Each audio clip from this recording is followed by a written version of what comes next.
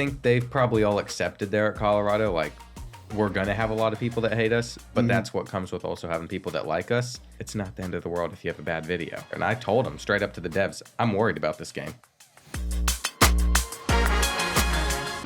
Man, what's up, everybody? It's Freddie Stevenson from Trials of Triumph. Listen, we appreciate all the support over the course of the weeks.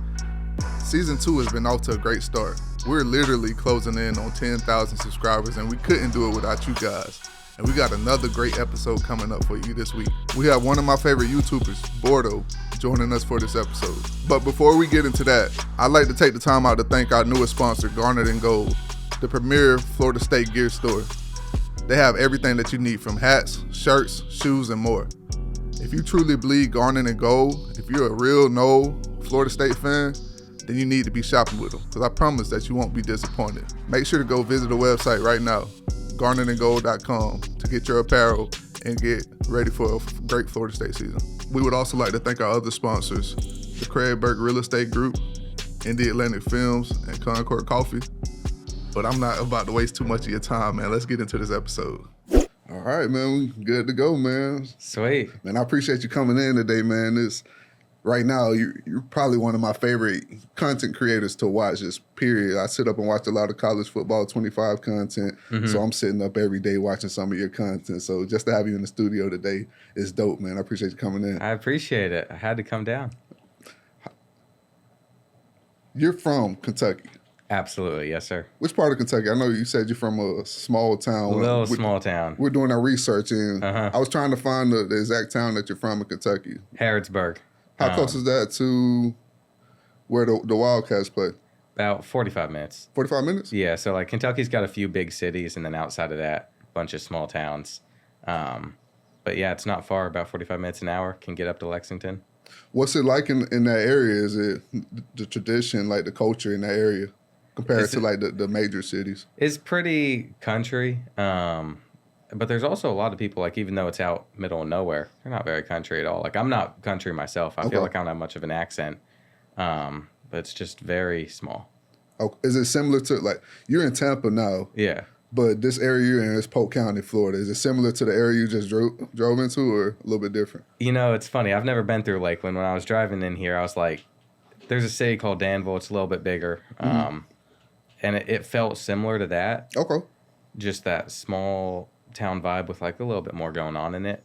But out there, like, you got $4 Generals. You might be lucky to have a Walmart or Kroger. Oh, dang. So yeah, Fort Meade is kind of the area, and I don't think Fort Meade has a Walmart. That's an area in Polk County. Sounds similar to an area like that. Kind of basically, once you're in it, you're out of it. Yeah, it's very, very small. So going from like that to, I went to Louisville for a little bit, Cincinnati for a little bit for college, and then I was down here. Very different shift, because we had 3 Mexican restaurants, and that was our sit-down restaurants.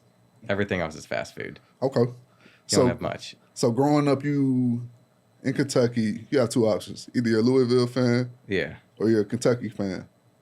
Which team did you grow up like? Kentucky. Kentucky all day? It's not even a question, Kentucky. Why though? Like, pretty much, if you're from Louisville, you go Louisville. Everywhere else in the state, it's Big Blue Nation. Okay. Yeah, I went into a town in Kentucky one time when I was doing some construction work. Yeah. And I had on a Florida State hoodie.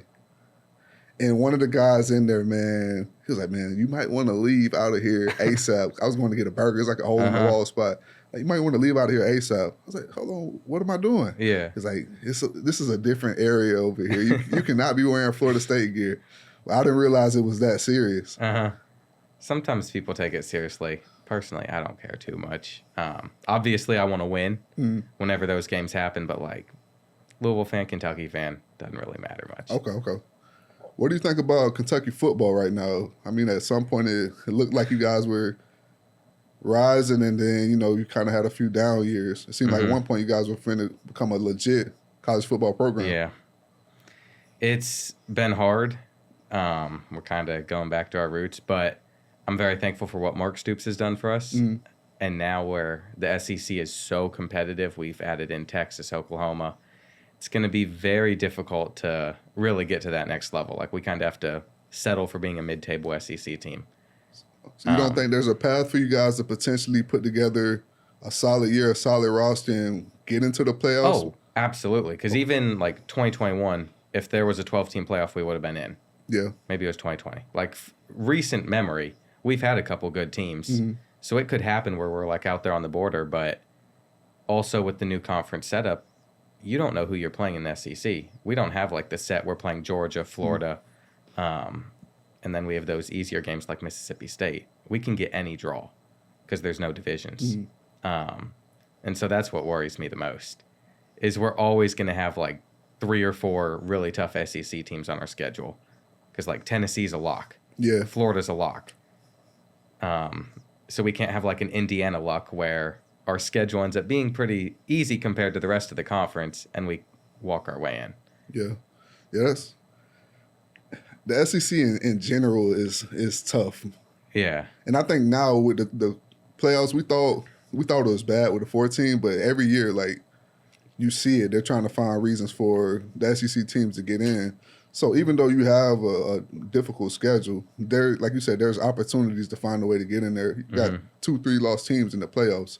And that year you mentioned, if that was a 12-team playoff that year, I believe y'all get in, and not only get in, but that team had a opportunity to shock some teams and make a run. You never know.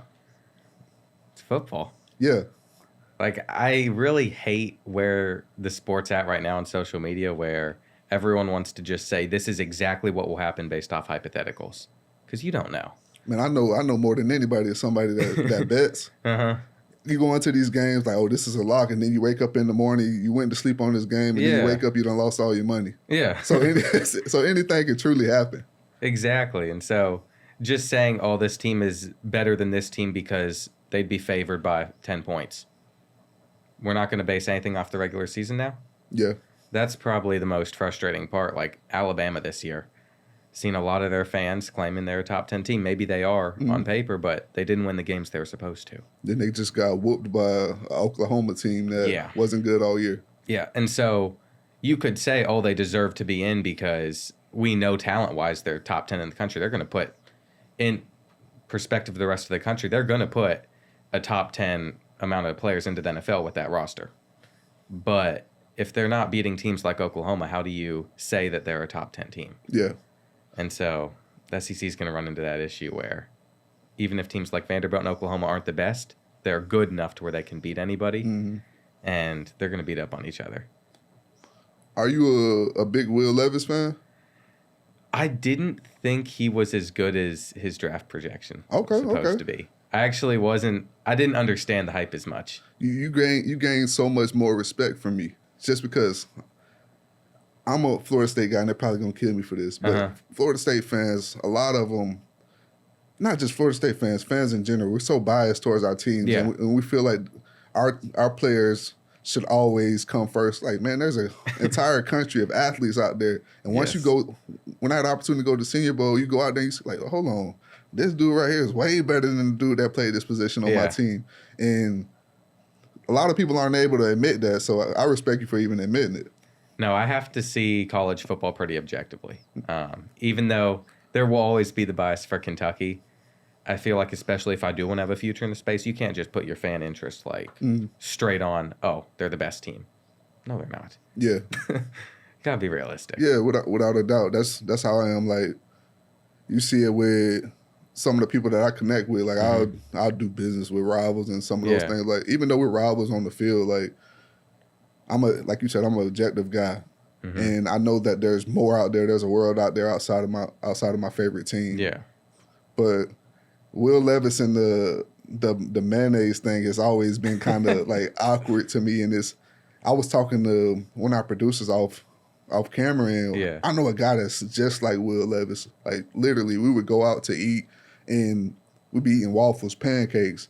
And I handed him shirt one day, and he looked at me like I was funny, like I was tripping. I was like, what's going on, man? You don't want like, man, I only eat mayo with everything.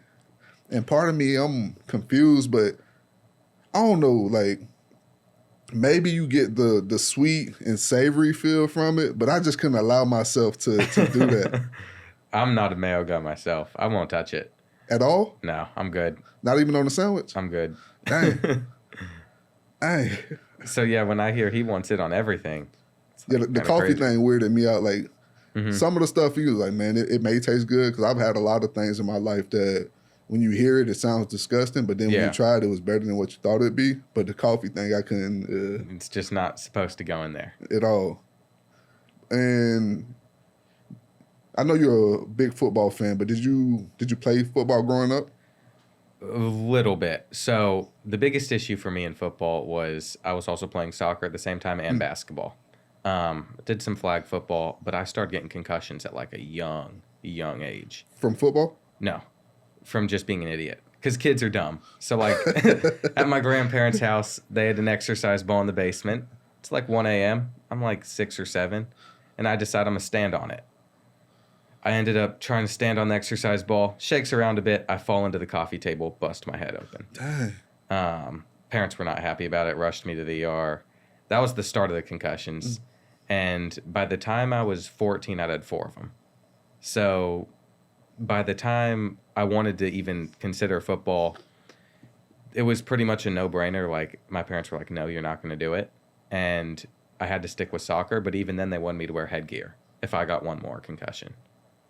So it kind of sucks because I wanted to always be out there and then even like to kick for them, because if I'm playing soccer, I can kick for the football team easily. But with how high school works, it's at the same time, so it's in the fall. Yeah. And I started as a freshman in soccer. I was so dedicated to that, I didn't have the time to also do football and kick, but that's always been like the one thing I wish I really could have been a part of. Yeah. And then I just kind of got held back with it. And I'm kind of, when you said 4 concussions, I get being a kid, but I got my first concussion in college when I was playing in the football game. Yeah. And literally, that changed my whole perspective on football. Like, at that point, it was like, man, everybody says they're willing to die on the field. But when I got that first concussion, I was like, nah, if it ends right now, I'm good. I've accomplished everything I set out to do. So the fact that you continue doing a lot of those things once you got the first one, that's crazy to me. I love sports so much, and it always came on like the flukiest stuff. One of them, like, I'm just running around in the gym playing ball, and I go up for a layup, I get my legs taken out underneath me, land on my head. Like, it was just the flukiest stuff that was happening. I slipped on the gym floor another time, landed on my head, concussion. I would have been trying to sue, man. You ever seen Friday? Trying to sue off of that, like, it's my fault. Yeah. Like Ezel in the store. You see Friday before? I haven't. You got to watch Friday, man. Slip and fall in the store, sue the But you started creating content when you were younger. Like, when did you truly start diving into it deep? Because I know when you were younger, you were doing the Madden mobile thing. And you've done your research. Yeah, we done our research, man. Like, I don't know how that can even be out there. I was like 12 or 13 when I did that. It was only for a year. Got to like 20, 30K subs. It was for a 13-year-old, that's pretty dang good. Yeah, that's great. I almost got suspended for it because I filmed a couple videos in school, titled it like Mad Mobile in School, and then got back to my teacher that I'd been filming in her class. Did not end well. Oh, man. But doing stuff like that, like unique ideas, like, why is this person playing this game in school? I think that helped. And I got a lot of experience when I was younger in how to really get out to a new audience. I ended up stopping, but that was a good like first little bit of understanding the content world that I think is crucial to like where I am now. Yeah, without a doubt. And I know you said you stopped, and I know you've had like multiple channels. What was it for you that made you want to truly start taking this seriously? So basically, throughout my life, when I was like 13, I did YouTube for a year, quit, ended up taking sports. Like, I just got burnt out. Okay. 14 to 15, I ran a college basketball page on Instagram, got like a network of 100, 200K followers, would sell sponsors on there, sold it to a betting company, got out of there. This third time doing social media, I didn't want to stop.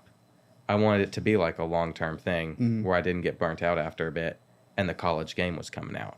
Okay. I knew in advance, like, hey, this is going to be a pretty big game. So I started a YouTube channel for the second time, got to a few thousand subs, and quit. That was it. I gave up on it. I wasn't, like, doing well, so I quit for about a year, And then I came back with like one video just to throw away, and it popped off. And then all of a sudden it relit that drive to want to build something again. But the whole time in the back of my mind, I've always had the vision of you want to have an audience for this biggest game because this is the biggest sports game in the last decade.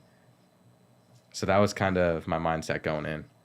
And when College Football 25 dropped, how were you able to put together the type of content that you wanted to create for the game? Because as I said earlier, I sit up and watch a lot of your content. Like my wife will come in the house, like, "Oh, you watching that again?" Yeah. But how were you able to put the content together, the ideas? Well, what helped was when I did come back to YouTube about 2 years ago, like a year before the game dropped, I did a lot of stuff on NCAA Football 14, the last game, that I could also do on the college game. So I had like a year of testing out concepts that worked, that didn't work, what people wanted to see. Kind of learned that like SEC schools, people want to see you rebuild that. But if I choose Wake Forest or something, it's hard to get someone involved. You have to have a reason for somebody to watch each video. That's probably the biggest lesson I learned. Okay. Like if I want you to watch a rebuild of a certain school, I have to have you invested. So why do you want to watch it? Maybe they're the worst team in the country. Maybe I'm only going to get players out of Minnesota. Just something unique for each one with an end goal of like winning a championship, building them up. And so I was able to know going into this new game what works with YouTube, what people want to see, and what people don't really care much about. During the COVID, when COVID hit the world hard, was that a big stage for you as far as your YouTube career goes? Because I know a lot of us were stuck in the house. We can't really do much. Did that help you like develop different ideas? I think during COVID, I don't think I did YouTube during COVID unless it was like at the very start of my channel. I think I was in college at the time, and that affected like college life, but I missed the best window for growing online by a couple years, I think. Yeah. I don't even know when I started. I know it was a couple years ago. It's been very fast. But COVID definitely took a toll on a lot of people. Yeah, COVID for me, that's when I wasn't really a big TV guy until like COVID. Yeah. I just never really got into it. But when COVID hit, I'm watching TV. And now, of course, I got into watching YouTube. But for me, a lot of people I've seen like build their brands and during that COVID time, and they found out about things. And ultimately, I started a podcast in the past, and that was during the COVID time. And it had some success because people didn't really have anything to do. Yeah. I know you say you did some public speaking. Like, did that change up at all whenever COVID hit? When COVID hit, man, everything had to be virtual. Really? Yeah, a lot of people were scared, man. At first, everybody was scared. So a lot of the events that I would come and do in person or travel to do, a lot of those people were holding off. Everybody, you got to think, people within their organization are scared. Yeah. Sponsors that would pay for the events are scared. So now it's like, all right, we can get these people, but they're going to have to do it virtually. That's a big shift to like make someone from going to an actual event to wanting to get on virtually. Yes, it's because I love being able to interact with the audience and feed off of them. Yeah. But when you don't have the opportunity to do that, of course you still do your job, but it's a lot different. So you probably hated that time period. I think anytime I can share my message, it's a blessing, but yeah, it's a lot different. Like interacting with the people, that's what I'm all about. But of course I still do some things virtually, but I love the live events. What's the main like core of your message? I've always been curious. Like, yeah, so for me, it's overcoming adversity. That's the biggest part of my message. Overcoming adversity. That. Yeah, I've went from being homeless to having the opportunity to play in the NFL, and so overcoming adversity. And I think just all of us. That's what a podcast is called, Trials of Triumph. We're going to go through different situations in life, and we may struggle and go through moments of self-discovery, trying to figure things out. But I feel like those moments are meant to build us and shape us for our ultimate purpose. And that's what it is for me. I get brought in and travel all over the country to share that message. That's amazing. Like, I can't think of a better message than overcoming adversity, really. That's what life is all about. You have got to push through it all. There have been moments and times, and I know you're going to say the same thing, where you've wanted to quit. You've known, like, this is hard. But I don't know, there's almost like a little bit of something that like lights up in my brain that makes me enjoy that more, that wants to keep pushing through the hard times. I don't know. Yeah, I'm with you. I think that's what makes everything worth it. Mm-hmm. Like when I played football, the years that we came into seasons when everybody was doubting us, that's when guys were the most motivated. Mm-hmm. That's when they were able to drive, like be fueled. But the years that we came into the season, like 2014, that's the year after we won the national championship. Everybody was like, Florida State's going to win the championship again. Yeah. And guys weren't as motivated. Everybody's telling you that you're great. And I think that those moments when people doubt you, when you question yourself and you push through that adversity, it feels better at the end. And that gives you a reason to drive. So when you're going through it, you don't like it. But looking back, everything full circle, it's a blessing, man. Absolutely. Yeah.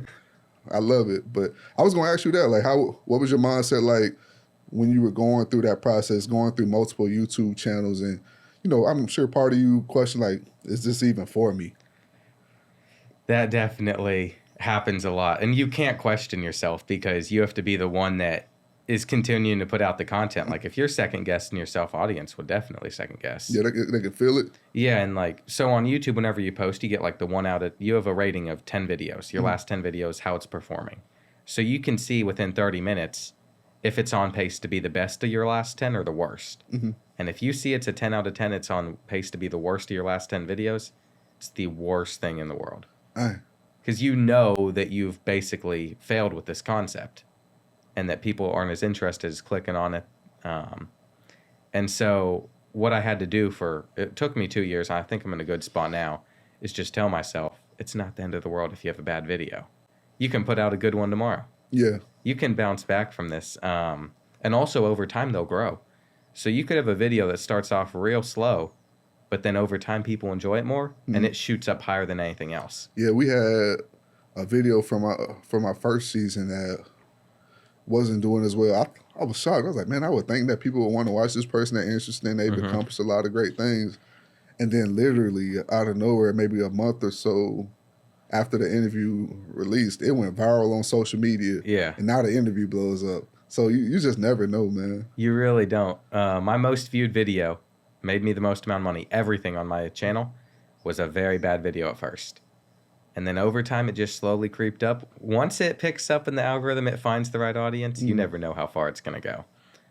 So, go ahead. How important do you think, like, it is for, because I feel like oftentimes from some of my friends that I know that are content creators, they get caught up, chasing views. Yeah. Instead of being, of course, there's a part of it. You have to do your research. You have to understand what works.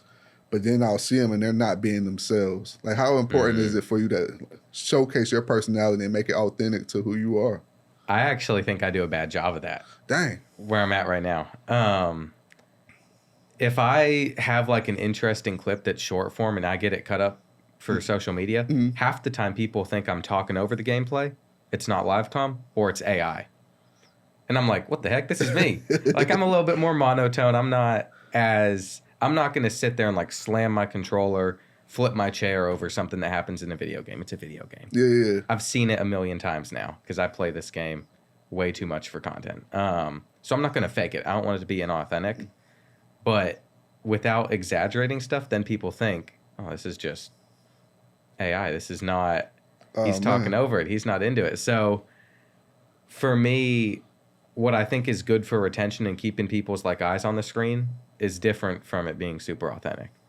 Like, you have to be telling a story to where I can't break character necessarily and start talking about like real life stuff because it doesn't matter for the video. Yeah. I want the video to do best. I don't care necessarily about putting my personality in there as much. And so that's been a struggle of like a balance for it. Finding that balance is, I definitely get it.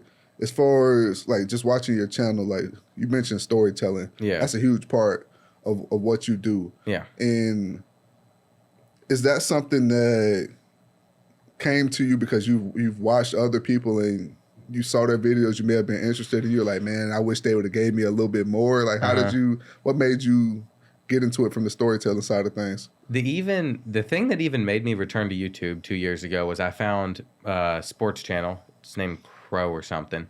He does another game. And I was watching his videos. I didn't even play the game at the time, but I was watching the full thing. He'd basically summarize a season into a short video, but have a bunch of like jokes in there and keep it entertaining. And I was like, this is great content, but no one's doing it in the college football space. I'm going to take that and do it in the college football space. I stole his whole flow. I mean, it was like more of an inspiration because he's doing it on like a soccer game. I'm doing it for football. But people had a need for that. They wanted it, and it picked up very quickly.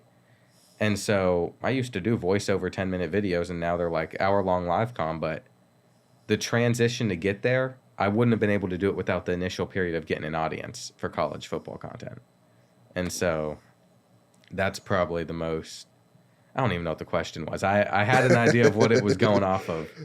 Man, I get what you're saying, though. But college football 25 was huge for you. Like, I see your channel growing every single week, really, now. What are some things that you were looking forward to about the game? And, like, what things do you like about the game so far? I was very worried. And I have a good relationship with EA. But I went into their studios this summer. Some of us got out there, and I told them straight up to the devs, I'm worried about this game. I don't know what you all are going to do with it. And thankfully, what happened was I was pretty reassured that it's going to be okay once I got my hands on it.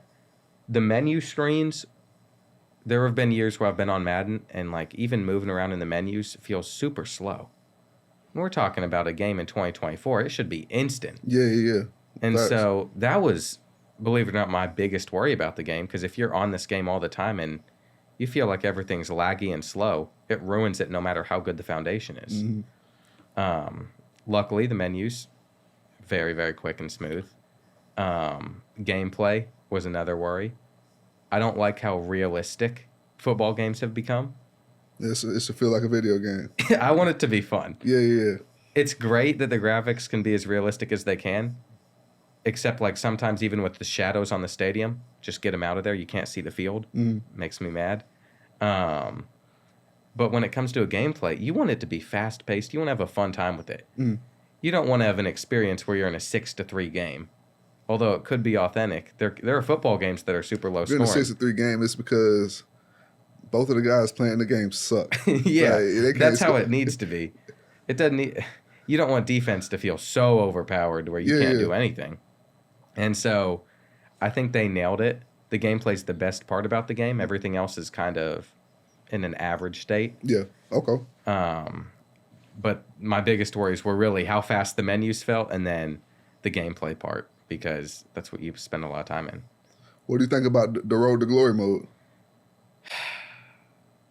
It's bare bones. But what's crazy is NCAA Football 14 was worse than that.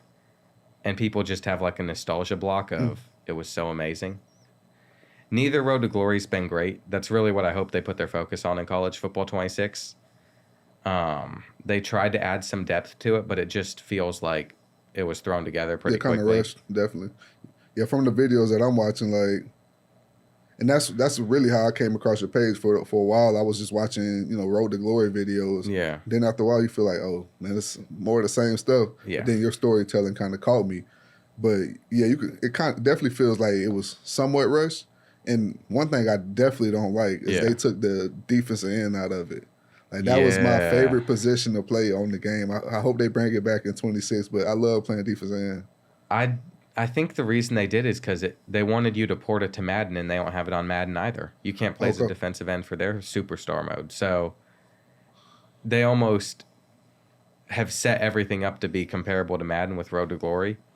Even if you look at the player creation, Road to Glory ports to Madden, while like a Dynasty does not.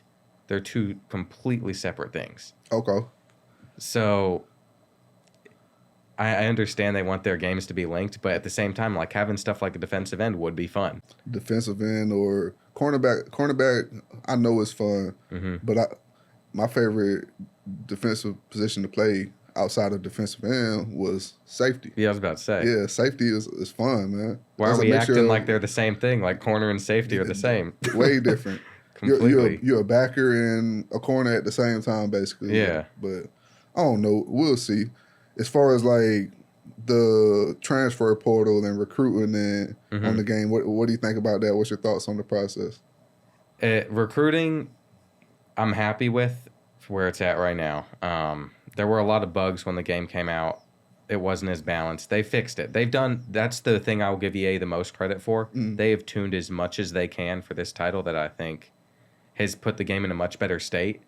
Because on launch versus where it's at now, two completely different things. And so recruiting, it's solid for this game. Transfer portal is a whole other story, though. The game will inherently, it gives you a select amount of transfers that are interested in your school, but it limits 95% of the country sometimes that you can't go after. Yeah.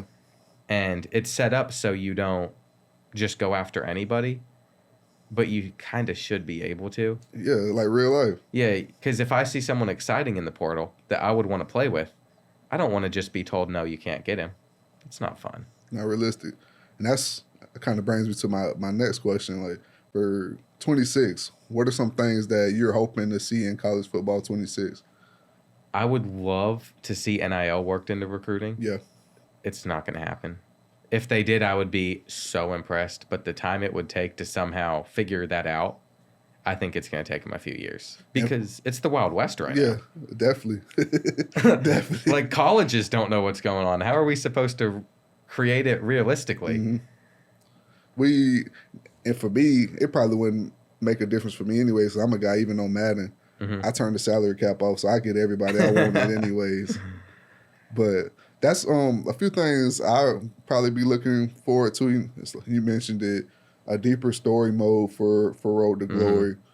I would be interested in seeing, all-star games. If you're doing a story mode, these guys are seniors, maybe a Senior Bowl or something like that before they go to the combine. Just a more in-depth dive into the game, these all-star games. 2K does it. You play in the all-star game, and they've done it some years where these guys, you'll see them in high school, and hopefully they bring high school back. Because one thing I would love to see is, have the opportunity to choose from all these schools, but go through the process. And not just that, you go through in real life, it's a video game, but in some ways it should shadow real life.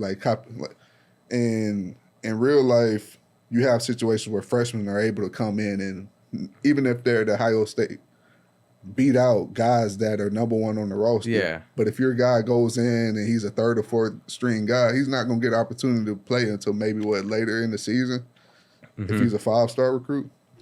I agree with that. And also, where it feels bare bones, you can transfer to any school at any time. You can select any school off the rip that you want to play for. And there's not you're not immersed in trying to earn scholarship offers or anything. That's where they've really missed. We would like to thank Craig Burt Real Estate Group for sponsoring this episode of Trials of Triumph. Whether you're a first-time home buyer searching for your dream home, a seller aiming to maximize your home's equity, or an investor seeking a prime opportunity, partnering with a dedicated real estate professional can make all the difference. Your real estate goals are their top priority. The Craig Burt Real Estate Group is committed to providing unmatched customer service, and they are genuinely driven to help you achieve your property goals. As your go-to resource for all your real estate needs, they offer a proven marketing plan for sellers, ensuring that your property is widely promoted across major real estate platforms and paired with exceptional negotiation skills. For buyers, they diligently analyze the local markets and trends to help you find the perfect home at the right price. If you're looking for a positive and helpful partner ready to provide exceptional service, make sure to reach out to the Craig Burt Real Estate Group right now. I promise you, they will not disappoint. Yeah, well, it's going to be interesting. I'm excited about it. I mentioned a little bit off camera, I don't even have a PS5 yet, guys. I thought I was going to get one. But blaming these people, it's a two-sided answer. They keep booking me for events, but don't stop booking me. It's a blessing. Yeah, it's a blessing, but I haven't really had time to play the PS5 yet. He mentioned EA. Hey, you guys want to get us a PS5? Let me know. But yeah, man, you got any fun projects that you're excited about in the future? Anything that you talk about. Don't say it on camera. Yeah. There's definitely some good stuff coming up. And also, content-wise especially, I have a whole list of ideas of things I want to branch out to in the future. Like, of course, video games, I'll stick with it for a while, but I've been getting opportunities to go to events, be there at games, be on the field, and then even, like, get tours of these college facilities that provides a lens to people that they wouldn't see unless you have someone there filming it. North Texas had me out this year. I got to tour everything. I got to play some of their players in college football 25, be on the stadium. They had me out there for, like, the end of the first quarter. It's cool stuff, but they didn't film any of it. And I made the mistake of not filming any of it. I had my dad come with me. I want him to see it. I want him to be there.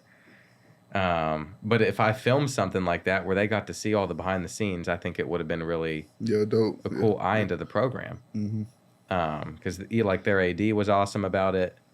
He has a great view in his office over the whole stadium. It's a great place down there. Yeah. So looking back, stuff like that made me realize I need to provide people a view into some of the cool stuff I'm doing, because that just provides additional exposure to those athletes, to those programs as well. So finding out ways to do that's probably my biggest plan. Okay. What, up to this point, with all the success that you had, like, looking back on everything, is there any, like, partnership or opportunity that you had that you were like, you look back, you're like, whoa, I was able to work with them. Like, that's crazy. I think EA's the best one for me because it just makes the most sense. Like, if I'm going to be on their game all the time, I would like to have that relationship where I can criticize it, be honest with them, but also not crap on it. Like, just say the most outlandish stuff, because you have to be respectful. That's been big. Prize Picks, they've given me the flexibility to, like, make sure I have an editor at all times, feel comfortable enough to move, because it's like I'm guaranteed a certain amount of videos being sponsored with them. Okay, that's what's up. Yeah, and so I've worked with them for a couple years. That's probably been the best one for me, because it takes away the stress of, will I have enough to cover all my expenses and my living? That's a blessing. Yes, Yeah, very big blessing. That's a blessing. I know you're a huge hip-hop fan, man. We're in a crazy era of hip-hop right now. Who would you... Your top five. I got to hear your top five. Who are your top five? Oh, boy. It's going to expose me. So, growing up, like, I listened to a decent bit of rap, and then, like, lately, I've been going more to country, which is weird, because, like, when I was in... I listen to any music. Bro. That's one thing about me. When I was in Kentucky, I was far from it. I didn't want to touch country. It's like, turn this off.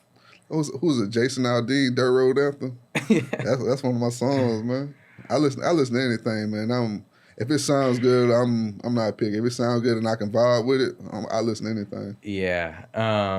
So, like, I probably came up on, like, a mixture of J. Cole, A Boogie the Hoodie, and Drake. And there's, like, a nostalgia to listen to in it now, because I listened to it 5-10 years ago.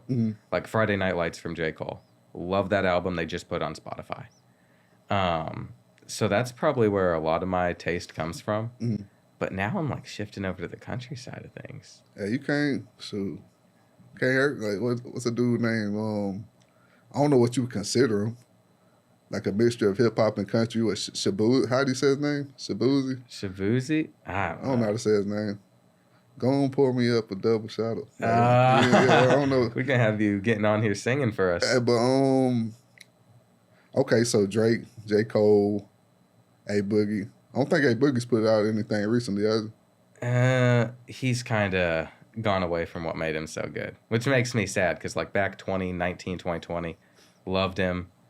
Now it's not as... It doesn't feel the same. It doesn't hit the same. But I think that comes with, like, all artists or creators. Like, you're at a different space when you listen to someone 5 years ago versus now even. Yeah. Or, like, what you enjoy, what you don't. And so... What about you? Where are your top? My top? Shoot. Hey, man, they gonna... See, you don't think about the answer. My top right now, I don't really listen to hip-hop no more. I used to. But my top all the time, I ain't even no hip-hop historian. But I'll tell you, like, all in that list, I'm not saying any order. From the people I listen to. Don't put anything in order. I ain't putting in order. Don't you? I know I'm going to put Biggie in there. I'm going to put Pac and those people that I listen to. Yeah. And I'm like you, man. Like, it ain't even really gonna be hip hop that I'm mainly listening to. So instead of putting hip hop artists, I just say musicians. And I probably should have said this person, not probably first. I listen to Michael Jackson all day. And I guess I got 3 because Michael Jackson I can listen to, Biggie I can listen to, Tupac I can listen to at any point, and the rest it just comes and goes. It's not like I have to listen to him. But Michael Jackson, if I had to choose one, that's one that I can listen to all day, every day. That's where I'm at with Drake probably, because there's like a mixture of a lot of R&B and a lot of rap, and so like I would ignore his R&B stuff forever, and then recently I started listening to that more too, and I'm like, oh, this is actually. I think I've gone away from like the Futures, the Lil Babies. Like for a while I'd listen to it, but. Yeah. They got great music. It's good. You're vibing. Great for the gym. But then, like, if I'm just sitting there trying to lock in and focus up, I need something a little bit more slow. Yeah, I listen to a lot of gospel music now. I be in the gym listening to, like, people be looking at me thinking I'm a mean dude. Like, what? I'm bopping my head. I'm listening to, Never Would Have Made It by, what's the dude name? Oh, I forgot his name. But I be listening to slow gospel songs and, like, Maverick City or CC Wine and stuff like that, like just chill songs, more laid back now. Even, like, I got into Christian rap for a little bit. Like, I've tested all sorts of stuff. I like Bizzle. Bizzle's a good Christian rapper. Lecrae's decent. My favorite's Bizzle, though. There's a guy down here in Florida, Caleb, I can't think of his last name now. He's in Florida? Yeah. Yeah, Caleb Gordon. Caleb Gordon. He was good. But I'd even like go in and out with that. Like I just got phases with music. I'm going to check him out. He's in Florida? Pretty sure. What you always see this debate on Facebook and Twitter. Yeah. Like the way to get a steak done. Whether it's rare, medium, well done. Like what type of steak guy are you?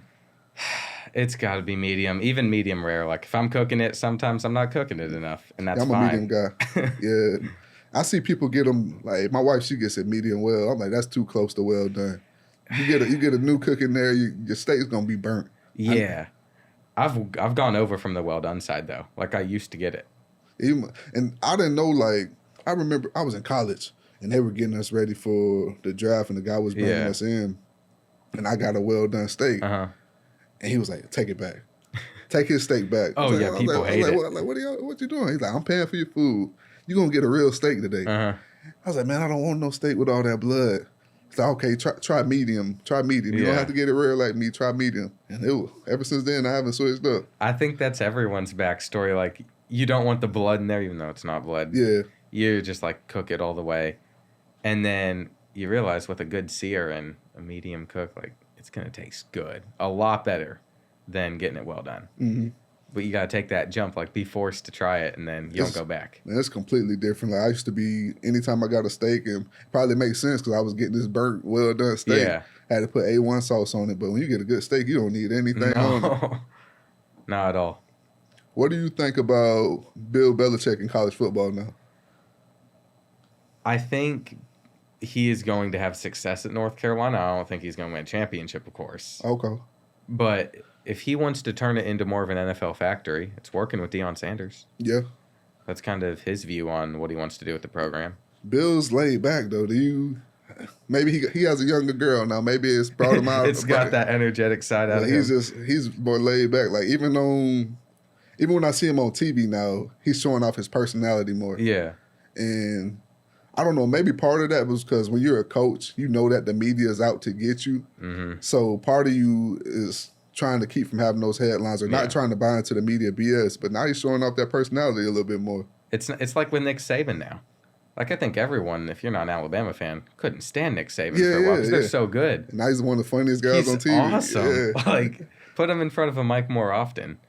So I agree with you. Like the pressure of the coaches, you don't want to say something that could get clipped up or anything, taken out of context. Poor Colorado, this whole year, that's what they've been dealing with. Yeah. Like you see stuff going viral every day where they're taking it out of context. I think they know regardless of what they do is. Yeah. I think Deion Sanders, just because his personality, flamboyant. Yeah. Some people are going to like it. Some people, I'm team be confident in what you do. Yeah. And some people don't like that. And you found success doing what you're doing.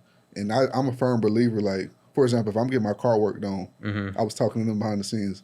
I don't want the person that is reserved and it doesn't necessarily believe that they can get my car fixed. Yeah. Because then it's going to break down on the road. Exactly. I want the person that knows and is confident that they're going to get my car fixed so that it can be rolling exactly how it's supposed to be rolling. Yep. And I just think when you're successful, like look at Kobe Bryant and a lot of these people in the world, you have to have that mentality. And for people who aren't necessarily confident in themselves, it comes off as arrogance. Yeah, I agree. I think that he's clearly proven it's been 2 years and Colorado's already doing well. He did at Jackson State. Like he can talk all he wants to. Yeah. And that's just who he is. Media's gonna hate it. I think they've probably all accepted there at Colorado, like we're gonna have a lot of people that hate us, but that's what comes with also having people that like us, and that's what gets a lot of traction and views. Like you need to have people that don't like you if you really want to grow. Yeah. Because they almost funnel more viewership. Yeah, I tell people, I say this all the time. Your haters will pay. They'll pay to grab a front row seat just to watch you lose. They will. They will grab a front row seat. And it's crazy. You know it's true because Colorado had some of the top numbers viewership-wise until they started winning. Yes. No, they stopped being talked about this year for a bit. And I'm like, what's going on? And I've gone through phases where, I mean, there have been things that have been said. Like one comment Shedeur made this year about his offensive line, I wasn't a big fan of. But it turned out like, even if I'm sitting there watching from the sideline saying, probably not a good idea to trash on him at the start of the year, it worked. They had a good year. Yeah, it didn't break the team. So I don't know anything. Yeah, I've started to see it from both sides because I do feel like you have, coaches speak and what we felt like for the longest was the right thing to say. Yeah. But then it's like, now we got to, because I've seen guys that were kind of straddle the fence and didn't want to call guys out. And then those are the teams we sucked. And for us, not a sucker, 2-10 Florida State sucked. It was like Florida State, we may lose 2 or 3 games. That was bad Different for us standard. at the time. Yeah. But on those teams when guys weren't calling each other out, we would suck. We would lose 2 or 3 games in a year. But when guys started being vocal and called each other out, that's when it was like, hey, man, I got to get on my game. We're not holding your hand. Yeah, so like at the time you think, oh, that's probably not the right thing to do. But you look back on it like, and thinking about like if someone calls me out for something, I'm going to make sure I'm not messing up again. Yeah. Like you almost need to hear it as a dude to be like, oh, that's what I'm doing wrong. I'll fix this. Yeah, fast. It's motivating. Do you have any other games outside of College Football 25 that you're interested in doing content for? Because that's what you made work. I love watching the content. Yeah. But I would have to think that your style can work in so many different areas. I think I could take it over to other niches, but it would, like I already work at least 80 hours a week. So to take something over to another niche at this point, I don't have the time for it to risk, like, will it work, will it not? I think I could. So that's kind of where I'm at with, I don't want to necessarily do it. I got you. And even like Madden and college football are such a different audience that I don't even combine those. With you mentioned earlier getting burnt out and just kind of touch on what you just talked about. What do you do to unwind? Like you already do a lot. You're working 80 hours a week. Like what do you do to unwind and get away from things so that you don't get burnt out? I don't. I really don't. And that's probably the biggest area where I still need to grow is doing more for me and outside of work. Like I'm blessed. I wouldn't trade this for anything. This is the best job I could ever have. But with the type of videos I make, it does take a lot of time during the football season away from doing anything else. And I don't have a good balance for that still. I haven't necessarily figured out the game plan. So it's a process. We all even everybody in this room, even when we think we got it all figured out, life is still rolling. Yeah. And there's a quote that says, you want to make God laugh, tell him about your plans. So we never, life is going to continue happening, and something that you think is the direction for the day, it may change tomorrow. And I've just learned to trust that, trust that journey and trust that process for sure. But I know, we mentioned you being a huge UK fan. Yeah. And we know that your channel is growing at a rapid pace. For you in 2025, what would be the thing that makes your year? UK winning the championship in football and basketball, or you getting 1 million subscribers? You know, I've seen Kentucky win a national championship in basketball in my lifetime. So I think they could win it all this year. The team looks good. Happy with the new coach. I would have to put that at like 3, me getting 1 million subs at 2, and then a Kentucky football championship at 1. Because if Kentucky's winning a football championship after this 4 and 8 year, Kentucky, listen, he put himself on the back burner for you. He said, forget his well-being and his family's well-being for you. So don't let him down. The amount of talk I would have online if Kentucky won it all in football somehow, we're beating Georgia, yeah, it'd be bad. What do you think? My last question. What do you think the NCAA is going to go as far as the transfer portal? Like you said, it's the Wild Wild West. It hasn't really been regulated with NIL. Like, where do you think it's heading in a bad spot? I hate where it's at right now for the players. I think there are parts of it that are fair, parts that aren't. The worst is the agents. It's not necessarily the players' fault at all. They are getting offers of hundreds of thousands of dollars without even wanting to enter the portal. They're having agents reach out and saying, we can get you this much if you go to this school, without even thinking about putting themselves out there. And then what do? You're a 20-year-old kid with that much on the line. You haven't had money like that before. Yeah. You know you're probably not going to make it pro for most of these guys. You take it. Yeah, without a doubt. And then, so these agents are incentivized to get as many players to transfer as possible. And that's where I think is the big downfall of it. Even if players have a good season, you know what? If they're worth that value, let them get their money. They deserve it. At first, I thought it was going to allow them to get paid off of like sponsorships. Like for me, if I work with Prize Picks, okay, Prize Picks can't sponsor players. So that's a terrible. DoorDash can sponsor a player. If DoorDash wants to reach out and get one of these players to make a post on their socials or something, that's what I thought NIL was going to be. Mm-hmm. But what it quickly turned into was your local construction company wanting to dump $1 million to get a player to come to your school. Yeah. And then it's just like gone from there. So in theory, it was a good idea, and I want players to get paid. I don't know how it's ever going to be regulated. I don't know how it's ever going to be regulated.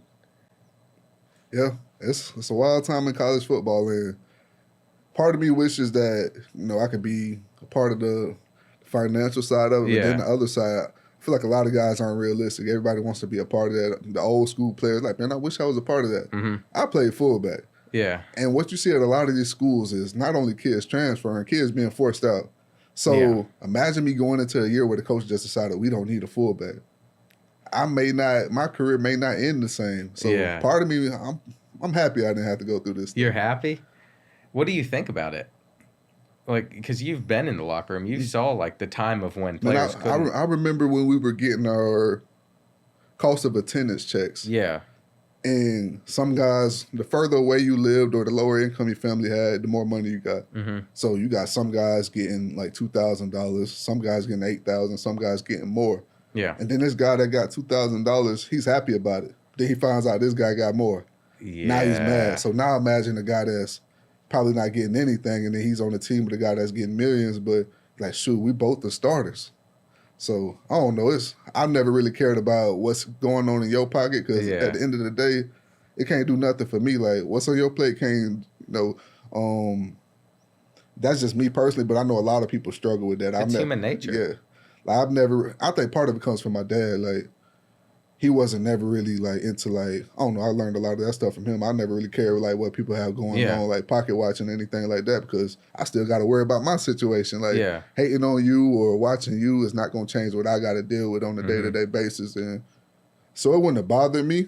And I just feel like if more people, like, looked at it from a perspective, like, collaborating, of a competition, like, if I'm around you, we both successful, like, you getting more opportunities. I may get opportunities just from being around you. Yeah. But now I'm hating on you. It's like, now you don't even want to deal with me, So, I don't know. Looking at it from that perspective, I don't know. I need to hear stuff like that. I'm about to turn 22. Oh, you young, yo. I feel old. I'm 29. Bro. But yeah, like, man, there's so much out here for so much out here for everybody to get. Yeah. And that's just what I am. Like, I've been in rooms where, people were just trying to take. Yeah. Or people that I would want to see win, I'm giving them opportunities to win. Like, yeah. And you find out later on that they hating and they envious of you and they just want to see you fail. It's like, bro, it hurts. And it hurts at first. Like, I feel like the best thing that ever happened to me was for my NFL career not to go the way that I wanted to, because I got to see how people truly felt about me. And so it was a blessing in disguise. So I knew, like, heading into this next season, which people to take with me and which people to kind of just love from a distance. I still want to see them win, but I just got to love them from a distance, because there's this. You ever seen the meme out there where the people are on the ship and then there's the person like poking holes in the ship to try to. Those are those type of people in the world, and I just got to make sure I don't have those type of people around me. So how did you handle it? Because like I'm asking for myself. I'm not even going to sugarcoat it. Like, whenever you're having a lot of success at a young age, having that chance at making it to the NFL, and you don't know why the people around you are around you. You don't know what they're like looking for. You're trying to make new friends, new connections. Like, how do you kind of work that The space? best thing you can learn the best thing that I tell on people every time, that word no. Tell people no, they'll expose their intentions. And it may not even be just a straight up no, it may be a not right now, but if a person is envious of you and they just don't have any goodwill towards you, they're going to expose it. Like, I've had situations where people wanted to come on the podcast, tell them like, hey, we're booked for the next season. Yeah. And then you're this, that, and the third. Like, all of a sudden, everything that they don't like about you comes out. So just saying no, I think it exposes people's true intentions. I like that. Yeah. I've had a lot of people like try to come back into my life that weren't there for a few years, and that's been weird to me. Yeah. Like, very strange. It's it's a reason that I feel like some people are only in our lives for a season. But I'll give everybody grace. Like, one thing that I know for sure is it's not an issue with me. Yeah. People have their own internal demons that they're fighting, and they haven't learned how to deal with them head on. So it's easier for them to blame me instead of dealing with that issue. So, even though I know some people aren't right in their mind, I pray for them and I hope that they hope that they figure it out. But I understand, like, even though I want to see them eat, it's not my job to fix their plate. So I have to deal with them from a distance and pray that they figure things out on their own. I like that. So you have a more of like a Christian background on like viewing these things and. Yeah, I don't judge people, like, because I remember, man, I'm a person that comes from an environment where you see everything, like all different type of evils. And it took me probably 25 years to overcome that way of thinking. I'm new to it. And still some things when they happen, you want to resort back to those old ways. But I see where I've been brought from. And I see the things that a lot of these people are fighting. I was like, man, who am I to judge them? I remember being in that place. Like, a lot of people sit back and be like, these people are hating and they don't understand hate. It's like, bro, I remember being in the place when I was out the NFL and I was watching people and they were finding success and I'm hating. Like, people try to word it however they want to word it. I was hating. Like, bro, I'm better than him. That's hating. Like, bro, he's gotten to this room for a reason. You want an opportunity, but I don't have to talk down on him for me to get it. That's hating. And I just remember being in that place, and I'm glad that I'm out of that place. And it just allows me to thrive and make good connections, and that's what I'm all about.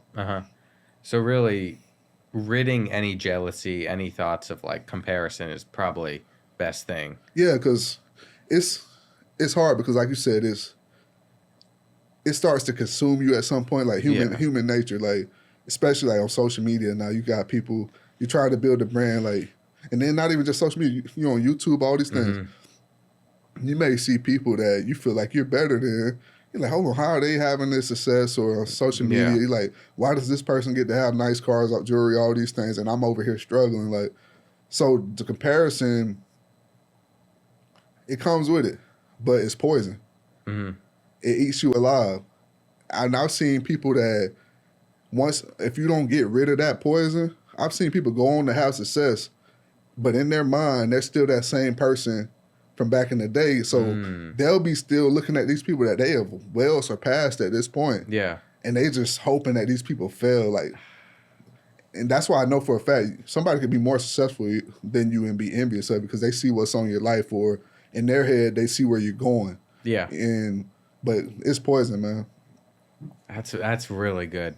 Like, I need to hear like a lot of this stuff because you're young, man.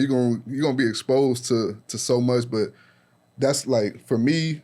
I'm 29, but I've always grown up like and hung out with people way older than me. yeah, Like when I was in high school and stuff, they called me Like already yeah, high and school. then it's funny. Like I've always looked older too, but Yeah. people always thought I was older not because I looked older, because I carried myself. Like I remember going to Florida State, early enrolled. I'm 17 years old, and they would send me into the liquor stores. I didn't even drink. They would send me into the liquor stores to go get the liquor because they underage. Yeah. And they're like, nah, they gonna think you 21. So I go in there, they don't ask me for ID or anything. Uh-huh. And I'm just chilling, like, a young kid, immature, he's gonna be, I'm getting some liquor. Yeah. So I'm just moving around like I'm supposed to be there. And I benefited from growing up around a lot of people that were older and wiser than me. So a lot of things I got exposed to early on. But that's something I would say to you, like people that are older than you that are coming from the places that you're trying to go. Yeah. Like, be a sponge and listen to these people because they know they've been through the backstabbings. They've been through probably those points where they've been envious and, like, have their head on straight. Like, make sure you connect with a lot of those people. That's what I'm starting to pick up. And, like, I enjoy it, too. I gravitate to more people that are older than me as well, which is weird because, I'm young. I feel like I should be handling life differently than I am, almost. But, like, I'd be a college kid right now. But since I've had the success I've had and I don't want to lose anything, I want to, like, keep building. I want to provide for my family one day. Like, I tend to gravitate to wanting to hear from people that have done it. Yeah. And that have a good head on their shoulders. And then also, like, that makes me a better person. So for everyone I create content for, I can tend to steer them in the right direction. And I'm not having them go down some pathways, like, that aren't good for them. Yeah, without a doubt. And even, like, I want to fix as many things about myself as I can so I can tell them, hey, this is what I struggled with. Don't do this. It'll ruin your life. So, no, it's all good things to hear. Without a doubt, man. And shoot, we connected now. So if there's anything you ever want to ask me, feel free. Like, I don't hide the game from anybody. Like, even with me, being a businessman, stuff like that when it comes to life. Yeah.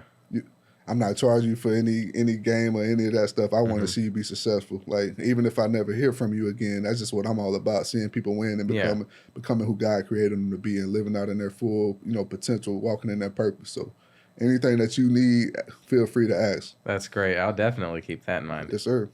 I appreciate it. I appreciate you coming on, man.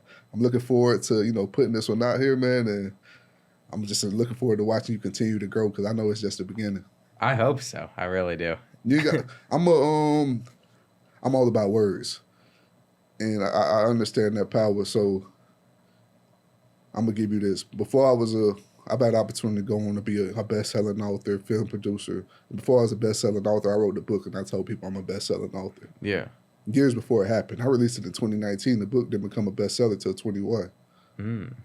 Words are power. So even if it doesn't happen, speak life into your situation. You ain't gotta hope because it's already done. You know what I'm saying? Yeah. Like, I'm gonna hit 1 million subs. It's gonna happen. You already got 1 million subs. I already got 1 million. You just got to go. You just got to go grab it. That's it. I like that actually a lot. Yes, sir. I've noticed that too. Like, I used to journal a bunch. I've gone away from it, but I'll go back and read the old journals, and like the stuff that I said I would do, I did. Even though I completely forgot I wrote it down. Tone's powerful, man. That's crazy. Yes, sir. So remember that as you continue going on your journey, be mindful of the things that you listen to, but most importantly, the things that you speak out of your mouth. Because once you speak life into it, it's out there. It has happened then. And probably stay as far away from hate as possible. Yeah, and you're gonna be around people that are very hateful. But who says you can't be the light in the midst of darkness? So it's most important that you have your heart pure and work on you, because you'll be able to maneuver in these rooms without an issue. I can be around people that I know hate my guts, and it doesn't bother me. When I was younger, it would. But now it's like, you can't stop what I got going on, and I want to see you win. I hope God bring you out of it. So as long as your heart is pure, they can't stop you. I need to hear that. Because, so like, even for me, I'll consume a lot of hate comments. And for a while, they didn't get to me. But whenever you get like a new audience, you have a fresh batch of people that are going to hate because it's not their style. They're getting pushed it. And I noticed that with the release. And I've had to learn, like, not everyone's going to agree with everything you say, and not everyone's going to like you. Yeah. Especially if you're reaching a large amount of people, you're going to have people that don't.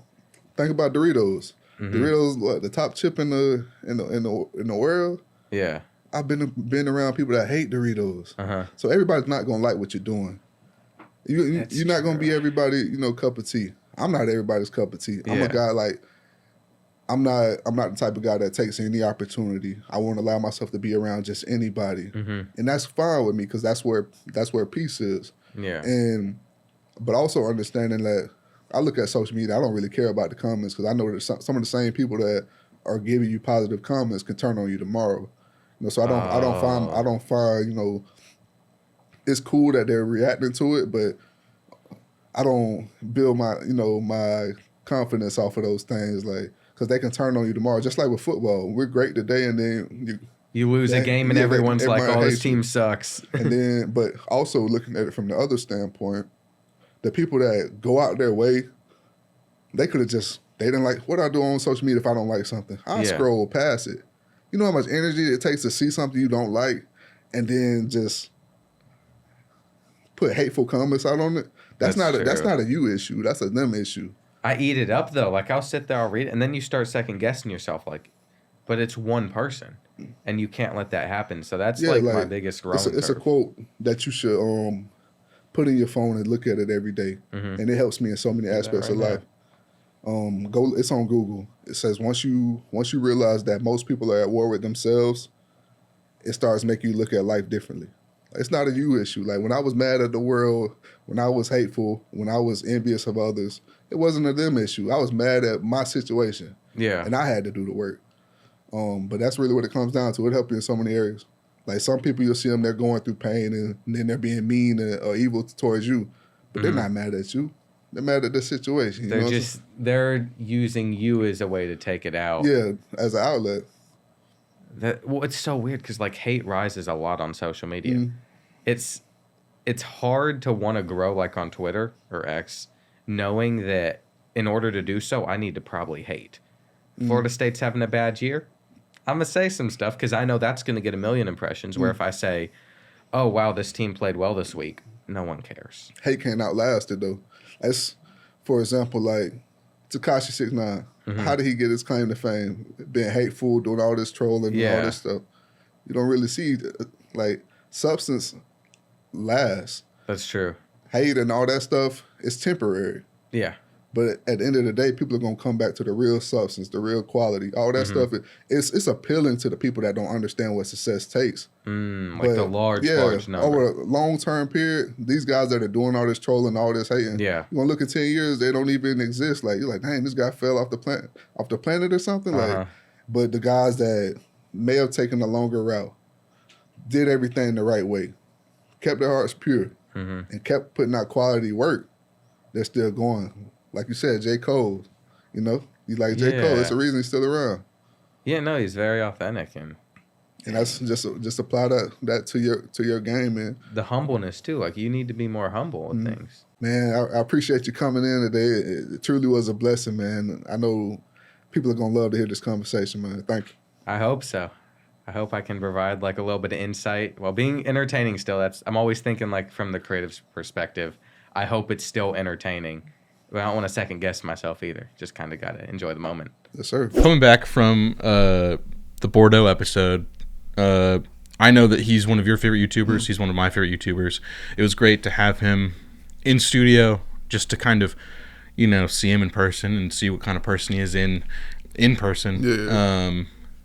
And I mean, like, he's just a great storyteller in his videos. It was nice to kind of have him talk a little bit more candidly about, his life and just how he got to where he is, And I mean, I think that's always our biggest goal is to hear those stories, like get the inside scoop from these people. But he was definitely a surprising one. Where it was just he was really down to earth, and I didn't expect him to open up that much at the end. So that was dope. I kind of felt like I was preaching and playing the big brother role at the end, but I've been through it, and I didn't realize he was that young. But just for him to be at that space in his life, and the world is his oyster now. Just want to give him as much advice as I possibly could, because I've seen it from both sides, when you're at the top and when you're at the bottom. So making sure that you're surrounding the right people around you for the journey. Yeah, no, 100%. He just has a really cool, interesting story, very unconventional from the traditional, person of his age. Yeah. And obviously, like, just as like a little fanboy moment, love his content. Yeah, Been watching his content on like TikTok specifically since before the new college football game came out, when he was playing like modded NCAA 14. The stories are just very, very interesting. Yeah, his storytelling is. When I started watching the college football content, it just really was trying to get a feel for what the new game provided and to get a look at the road to glory. And then it showed me his content. I was like, oh, his storytelling is on point. And then I just started watching all his content. Yeah, and I'm beyond excited to see, where he takes it in college football 26. By all accounts, when that game comes out this summer, it'll be a step up. Yeah, I believe so which is spectacular. But kind of transitioning from a happy note to a sadder note. I mentioned being a huge Celtics fan, and just wanted to give a quick sad moment for myself where, New England sports fans, we don't win enough championships, of course, but with this nucleus of Jason Tatum and Jaylen Brown and all them, the Celtics team always has felt special. And seeing when we're recording this, they're playing Game 5 tonight in Boston, and it's more than likely going to be a loss just because Jason Tatum ruptured his Achilles. We talked a little bit last week about and like the concept of we as a sports fan. And I was thinking about it on the drive over here, but like Jason Tatum is probably my favorite Celtic of all time, at least in my life. Him and Paul Pierce and probably Isaiah Thomas are probably the top three. So seeing him, he's younger, but rupturing your Achilles in any sport is not the best way for longevity. We saw Kevin Durant deal with it for almost 2.5 years. So it was sad to see that happen. At the end of the day, if we didn't win a championship, that was fine. That was the most upsetting part of that. But putting that aside, sad Celtics moment for myself. Rookie mini camps started last week. We saw a lot of highlights from Travis Hunter, from Dylan Gabriel and Shedeur Sanders, Jackson Dart. Shedeur Sanders calling himself the next Tom Brady, it seems like. He can mess around and be that. That's a few weeks ago we put out a video, ultimately giving my opinion. I put out a video a few weeks ago giving my opinion on the draft process, and everybody lost their minds on social media, but just when you look at the situation, it's similar to like a Tom Brady. Like, we look at Tom Brady, greatest quarterback of all time, arguably. I'm not arguing that though, but some people may. But if you look at a Tom Brady, if he came out of college, based on his college career if he came out right now, he would still be a guy that went late, just based on all the knocks that he had against him. But that doesn't mean that he couldn't turn into the greatest quarterback of all time. Same thing with Shedeur Sanders. You went late, but you got an opportunity now. Yep. That's it. Take advantage of your opportunity to keep growing, and you may be in the best situation for you to succeed long term. Like, we rooting for you, but at the end of the day, like, the draft is different. Like, our expectations for players or our bias towards players, these teams don't always have to view these guys the same way. But once you get in the room, it doesn't matter. You got an opportunity to prove yourself every single day, and he can do that. 100%. I think the crazy thing too, just comparing Shedeur and Tom Brady, is that they have had like such a good relationship. I mean, if your dad's Deion Sanders, you're gonna have these relationships, but like Tom Brady really tried to take Shedeur under his wing. I believe he even texted him. I think the texts were released, but he texted him being like, "Hey, I was the 199th pick. Who else is more qualified to talk about this than me?"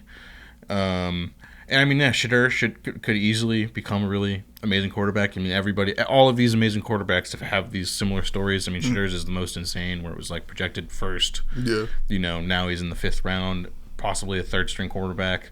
But like, even thinking about these quarterbacks that have slid, even in the 1st round, Aaron Rodgers, some people would argue he was one of the most talented quarterbacks of all time.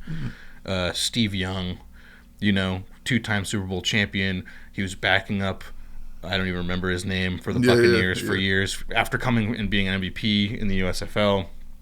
These quarterback stories. Kurt Warner, working he was playing arena football, and then working in a like a shopping center of some sort, and he ended up being spectacular. Won a Super Bowl, lost another one, but went to it. Hall of Famer now, right? Hall of Famer. He's one of the most offensively gifted players in that position of our lifetime. But I mean, Shedeur is definitely going to have an opportunity. I mean, rookie minicamp, you can't buy all the smoke that's coming out where it's like these agents and media are saying that he's like breaking records at rookie minicamp. I don't know many organizations that are keeping records at rookie minicamp. I mean, besides maybe some strength records, but not like they were saying like that he threw like an 80-yard ball. People are gonna be mad at me again. Like I'm a Shedeur supporter. I just support people in general. I like to see people win, but I'm not a person that's just gonna co-sign everything. Yeah. And rookie minicamp is rookie minicamp. Like the reality is, handle your part. It's like that good team that plays against a bad opponent. You're expected to dominate. Yeah. So he did well. That's good, but we know that you're playing against a lot of guys that aren't going to make a roster. Yeah. So you'll get to go against the real competition soon, and I do believe he'll have opportunity to shine and do his thing. But I don't read too much into the rookie minicamp stuff. No, just play your game. Put your head down, do the work. Similar quarterback. Not similar quarterback situation, but similarly another quarterback, Jackson Dart. There's, again, you don't pay too much attention to rookie mini camps, but he's checking all the boxes. Yeah. It seems like it's a very intriguing situation that he's landing in, where they drafted Daniel Jones 5-6 years ago. They just got off of him after having like one really good season, making the playoffs. Looking amazing, almost looking like a mini Drake May. And then now we get the videos of the GM of the Giants being like, hey, is this your guy at Dable? And Dable being like, yes, this is our guy. We need to trade up for him. And it seemed like he was a little bit nervous to trade up for Jackson Dart. But Dable is all in. And that's, I think, honestly, the best thing that you can have as a quarterback is your coaching staff being 100% all in. Yeah. And I mean, he's got Leak. He's got all these interesting weapons. It's like it's a weird, it's a really weird offensive team, but there's a lot of really good pieces. It's just that offensive line that really needs to be like touted up. But he's seeming like the prototypical quarterback. He's coming in with a lot of good tools. He's got the measurables. He seems to have the personality. He's confident, but he's not like cocky. And he doesn't have to come in and play right away, so he can develop. And they have Jameis and Russ there, whoever wins that battle this year. Exactly. And similar situation to what Pat Mahomes went through in Kansas City. Yeah. Had Alex Smith ahead of him, and had time to wait and just grow and watch how he went about business. And then they handed it over to him next year. Exactly. Jordan Love with Aaron Rodgers. I mean, you've got all of these examples now. I think it's become almost the standard to have. I mean, like last year, they tried to do it with the Patriots. That coaching staff is completely fired now, so it's like they probably should have started Drake May over Jacoby Brissett. Love Jacoby Brissett, but but yeah, I mean, he seems to be doing all the right things. He doesn't need to play right now unless they think that he wins the job. Yeah. But they just paid, like you said, Jameis and Russ, so it's a really good spot to be in. Selfishly talking about the Patriots a little bit, Kyle Williams, the receiver that we got out of Washington State, looks to be like pretty heavily in the mix. Okay. People are saying that he's a little twitchier than they thought. Like I didn't watch a lot of Washington State last year, but seeing the highlights, I was like, oh, that's a cool dude. But it seems like third round receiver. Yeah, when I saw the draft tape, I was like, okay. Even though it's quick, it's like, okay, he looks like a Patriots guy on tape. So he seems like a prototypical Vrabel dude. I mean, if you think about the receivers that they had at the Titans the last few years that he was there, Seems like a guy that would fit well in a scheme that he was thinking of. I mean, Josh McDaniels is going to find a way to use him too. McDaniels is one of the offensive coordinator geniuses, maybe not a great head coach, but and then Will Campbell not knowing that Foxborough had trees was hilarious. I remember when I first realized that Boston and Foxborough were far apart, and it was funny because he was just like, yeah, I didn't expect to be there. It's many trees. He's like, I thought we were going to play in Boston, which, I mean, that's good. I mean, he supposedly likes to hunt, so he'll do like the Matt Light thing where he just sits in the back and hunts turkeys. Oh, that's what's up.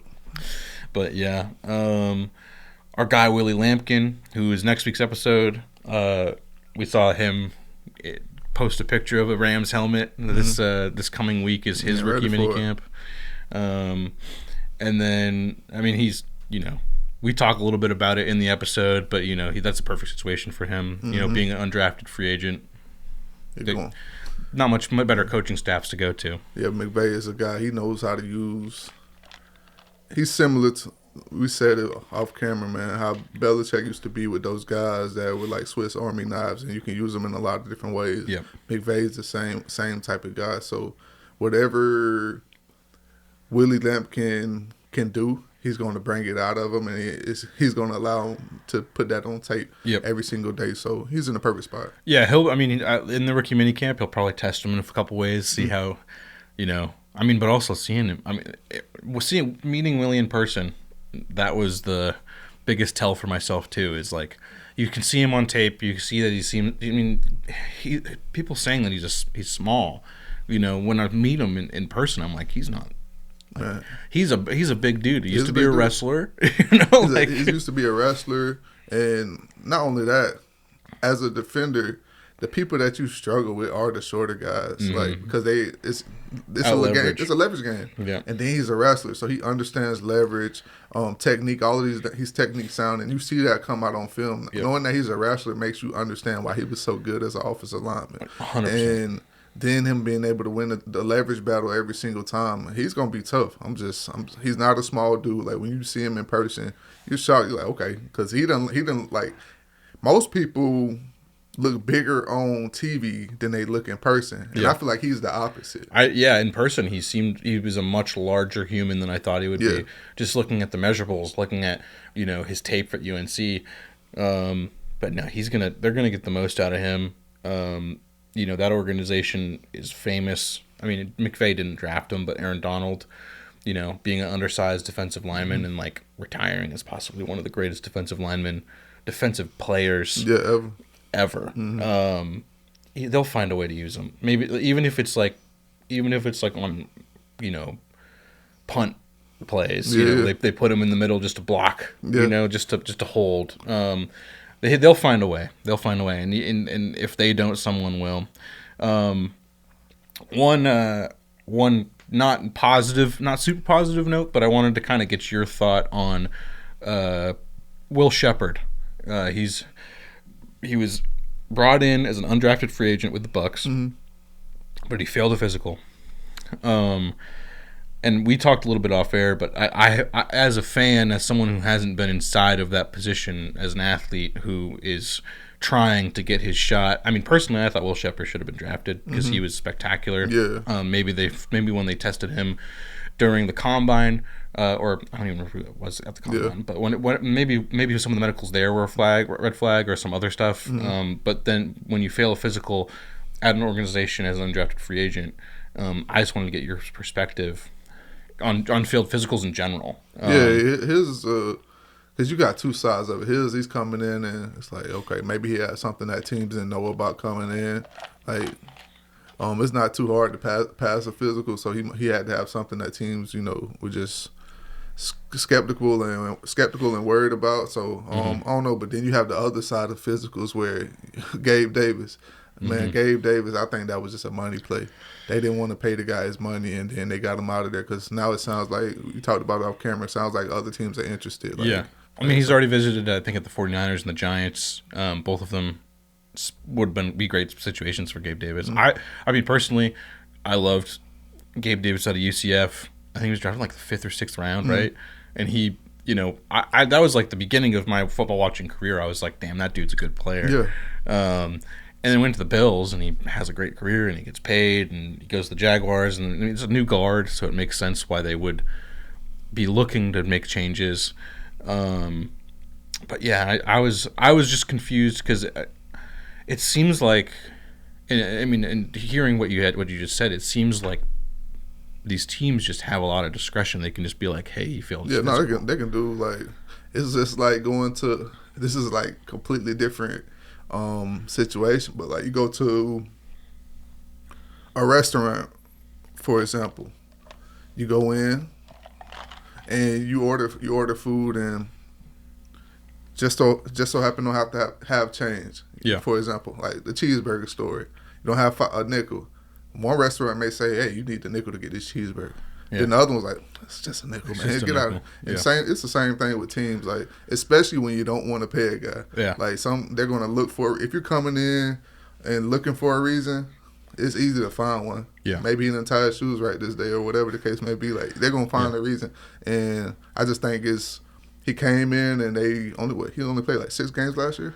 Yeah, I think it was more of that. He was a little injured last year, but like, you know, he had like a sort of a history like that in the Bills. He was kind of one of those players that was available, wasn't available. I don't know. I think he's talented enough to be a contributor on a good team. I think that he honestly fits kind of something that the Jaguars needed, which was like a big body guy that can run, that can get stuff downfield. I mean, you got that Travis Hunter who's going to be fast and he's going to be a weapon. You got Brian Thomas who's going to catch everything, and he can get those, you know, those full, like heavily contested, contacted balls. But then you got Gabe Davis. I mean, like in my head, he's like a prototypical, you know, third receiver where it's just, you know, you put him on a streak and you chuck it up to him every once in a while, and he's going to come down with it. You saw that happen a billion times to the Bills. I wonder if they tried to get him to restructure his deal behind the scenes that he didn't. Yeah, it's probably. I mean, probably because there's no reason to get rid of a guy like that. Like you say, he fits a need. Other than the fact that we don't want to pay this guy this much. Yeah. Not knowing that if he's going to stay healthy. Yeah. I mean, and you know, like we're saying, I mean, I was talking to one of our producers here at Indiana Films, Matt, huge Jaguars fan. We were talking about all the O linemen that just retired from the Jags. They had a dude who was there for like 10 years retire. They had Mitch Morris, who was starting center for the Bills 2 years ago, starting center for them last year. He retired. So it's like it definitely feels like they kind of are having these behind the scenes conversations and being like, hey, nobody's spot safe.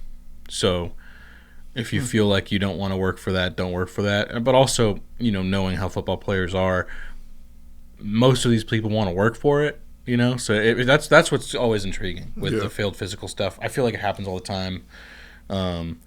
Injury designations, stuff like that. It's just a very intriguing part of the game that, like, as a casual fan that's never been an athlete, I've always been like, it feels like they can just pick and choose. Yeah, no, they definitely, you got like Will Shepard's situation. I don't think that, I could be wrong, but you know, Ricky coming in, I don't think is a situation where they would just be looking for it, because it's just like they have nothing to gain really from that.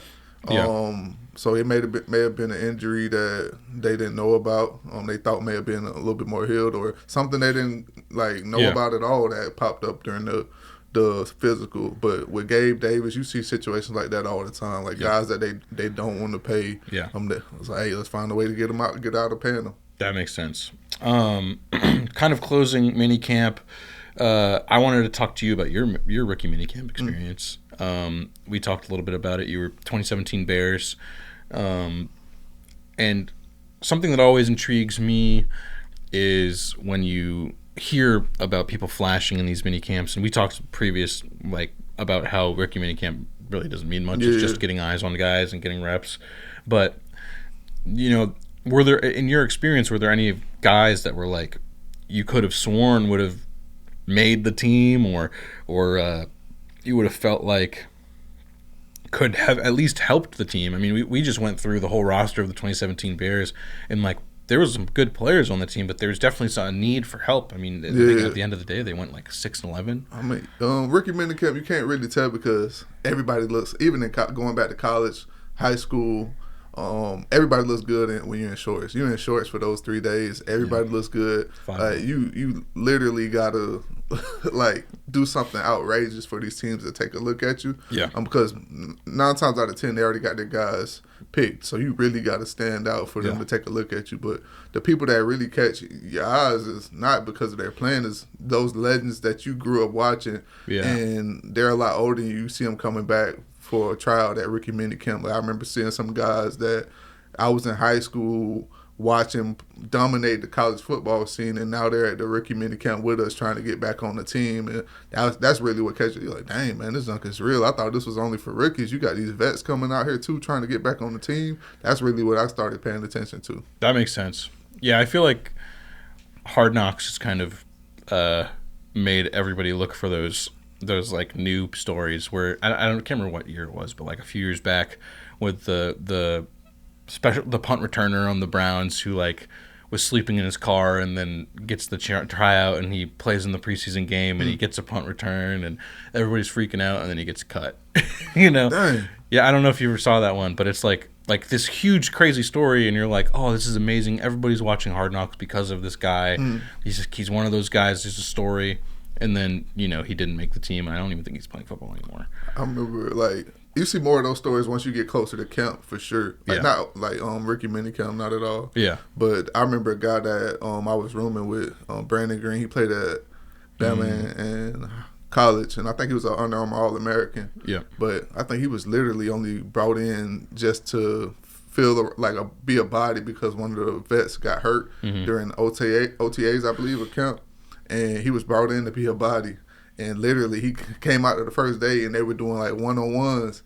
And none of our top pass rushers could beat him. He was a tackle. None of our top pass rushers could beat him. Yep. So then he starts working himself in, and he ends up making the team. It was like, those type of stories happen for real. Like, and that's why no matter what situation you're in, if you got an opportunity, that's it. Like, take advantage of it. You may only get 1 rep today.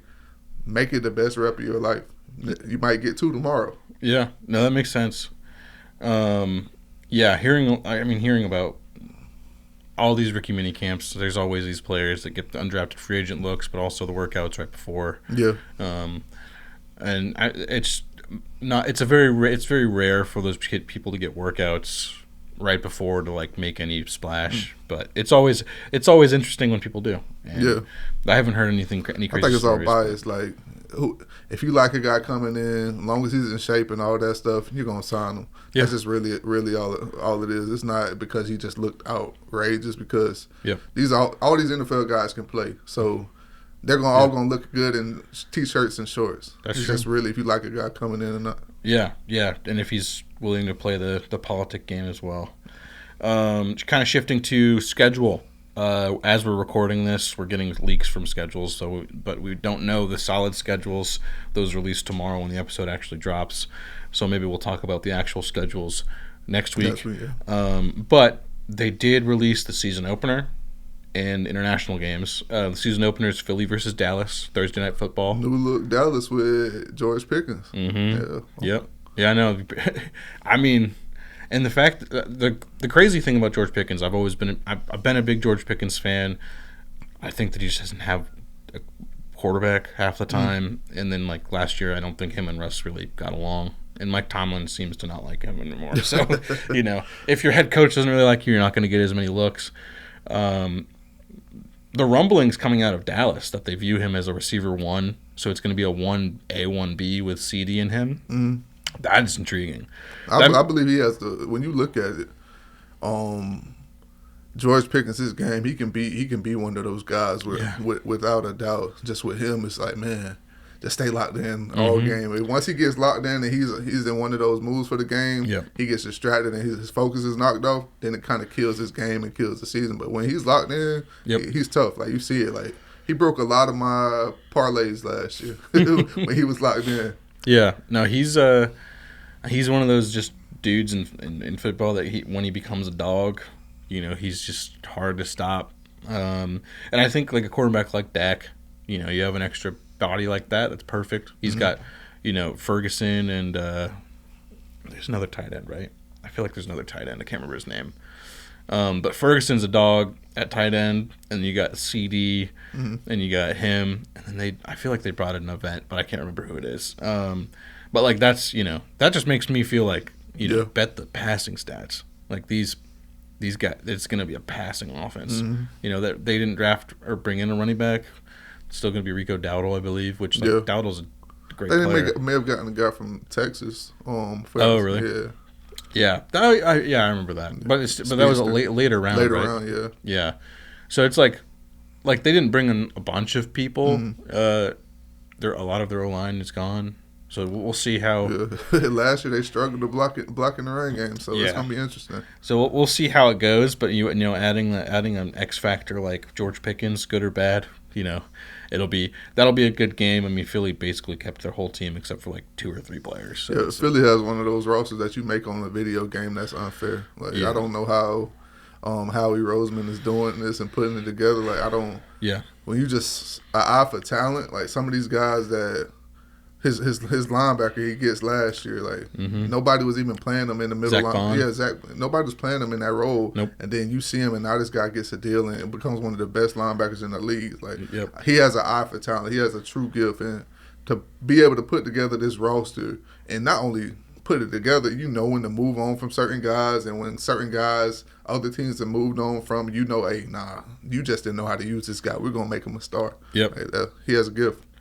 And I mean, he's also got the just spam Georgia and Alabama SEC players. So if you just keep doing that, maybe someone's got to hit. Yeah. But also taking chances on like Jalen Carter, who shouldn't be taking chances on, like just because of all the stuff that popped up. I mean, that's another one where he fell because of other external factors. I mean, he plays hard. Jihad Ward this year, their draft pick, is thought to be one of the steals of the draft, and. I will give myself credit that every time I played Madden, I would trade for Zach Bond from the New Orleans Saints and move him because I that's just the kind of player he looked like coming out of college. But, they actually did it and won a championship. So moving on to international games, they've announced almost every single game's full matchup. The first international game is in Sao Paulo, Brazil, with the Chargers. They're announcing the second team today. I have no idea who it could be. And then you kind of get a stretch of Europe. Dublin, Ireland is going to be the Pittsburgh Steelers versus the Vikings. Okay. And then I believe either the next week or the week after, it's going to be the Vikings versus the Browns in London. And then it's Broncos, Jets in London, Rams, Jaguars in London, which, again, crazy thing, Jaguars only have one London game this year. I feel like they've had 2 the last few years, but I could be wrong. And then they go to Berlin, Colts, Falcons. That's good. I mean, the last Berlin game that I paid attention to was, I think, like Panthers Patriots, and we were terrible. So it has a chance to be another Panthers Patriots game. And then Commanders versus the Dolphins in Madrid, which I believe is the first Spain game that we've had. It's gonna be a high scoring game. It's gonna be a fun game, very fun game. I mean, Dolphins are still. Trying to get back into form, but like on paper, they've got a great team, and the Commanders they've just made amazing. That's another like GM, Adam Peters. That's another GM like Howie Roseman, where it's like he's just taking these chances, and if they all play, if these gambles pay off, they're going to be a contender forever. But yeah, there are other parts of the schedule have been leaked, have been coming out, but until they're official, I don't really want to take too much pay too much attention to that. But no, I mean, I love the international games. I don't know what your opinion is. Bears never played international that year that you were there, right? I don't even know if there was international games then. Yeah, no, they weren't doing it much then. But no, I like it. I like trying to get football internationally loved, and when I take a look at these soccer players, man, their brands go through the roof because they're playing the game everywhere. So they're trying to get football on that level. That's what you see. Basketball is taking it as well. So I believe it can happen eventually. we got to get football in other countries. We Yeah. got to, like, it's loved in America. Like, I don't see a reason why other countries wouldn't love it as well. Yeah, well, I mean, you see these leagues popping up. I mean, the Europe League for a long time was a seed league for the NFL, and then there is European football, American football, European American football, not soccer leagues that are popping up. I mean, like I think John Gruden was like an advisor for one for a while.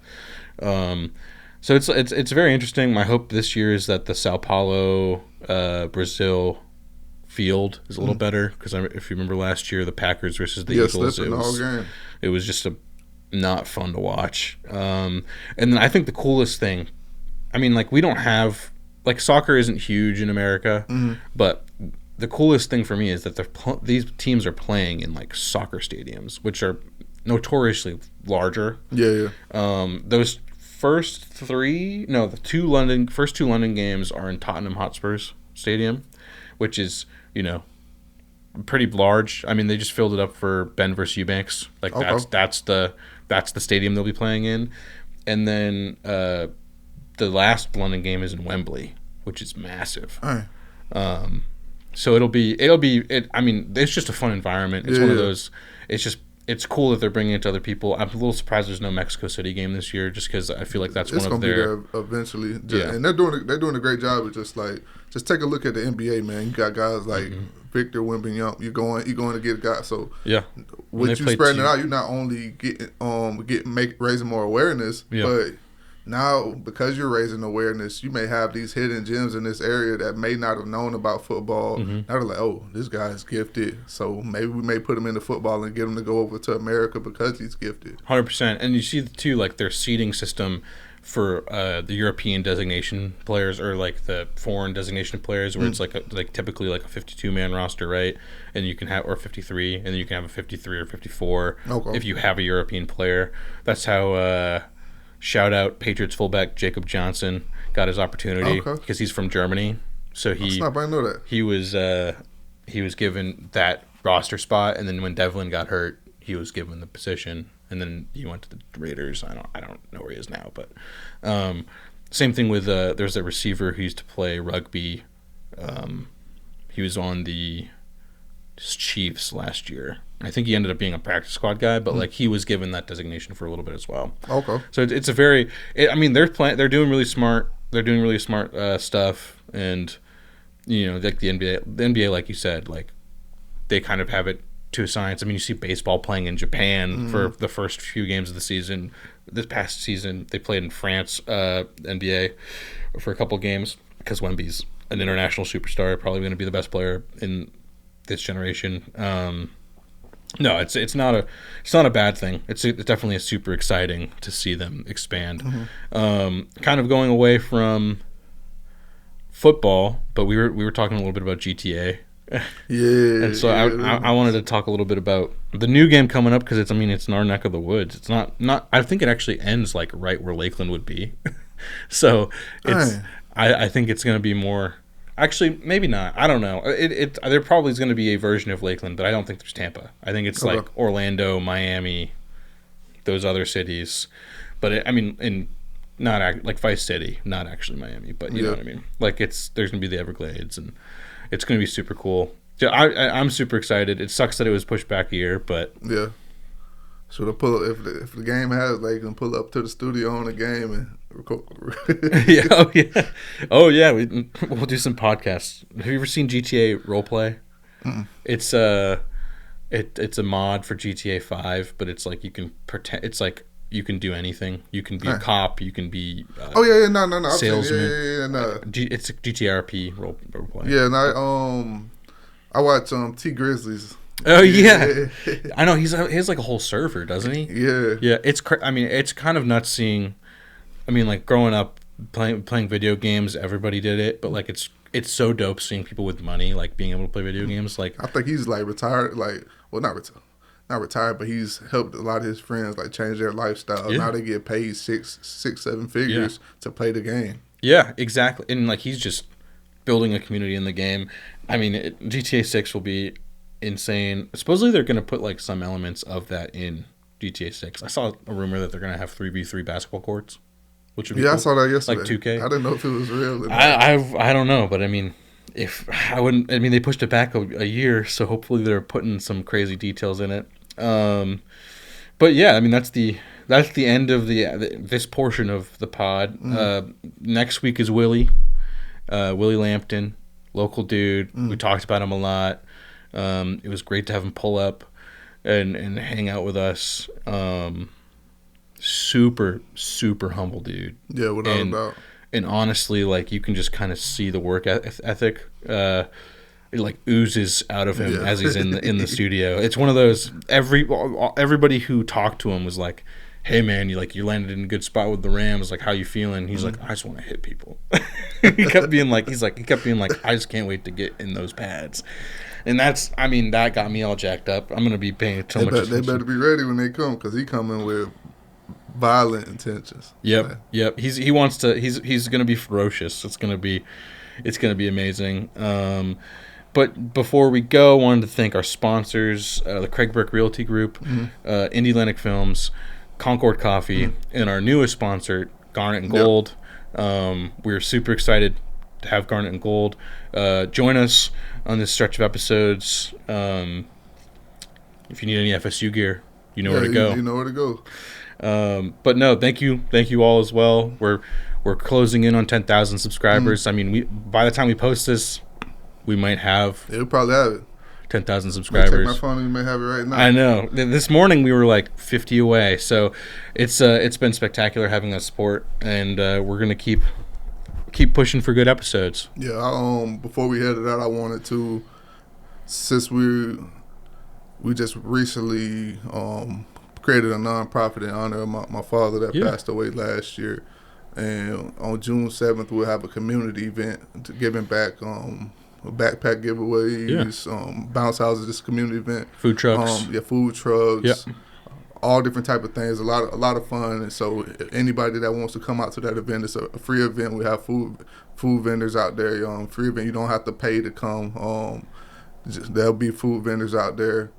And if anybody wants to donate, of course, I'll attach the link to this video. But while my father was alive, it was a huge thing that he did. He did give backs every year, gave back in the community.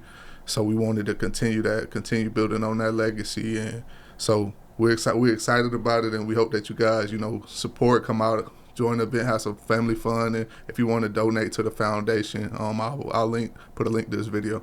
Yeah. Where's the location? The event is going to be at Mulberry Field. I put the link in.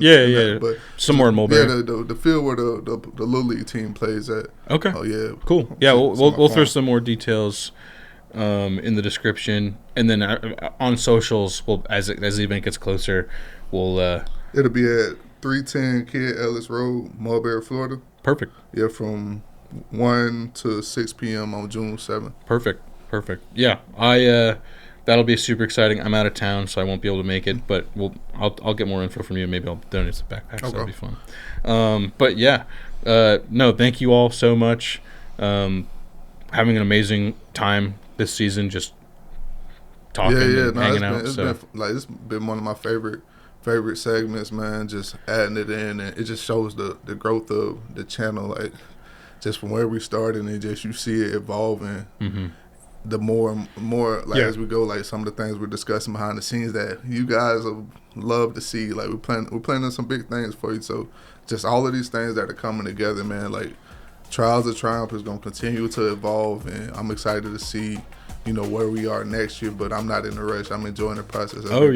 Nope, it's been an amazing time. Some really fun episodes coming up. So we'll tease the next episode in the next episode, but it should be a good time. Yep. But all right, well, see you guys.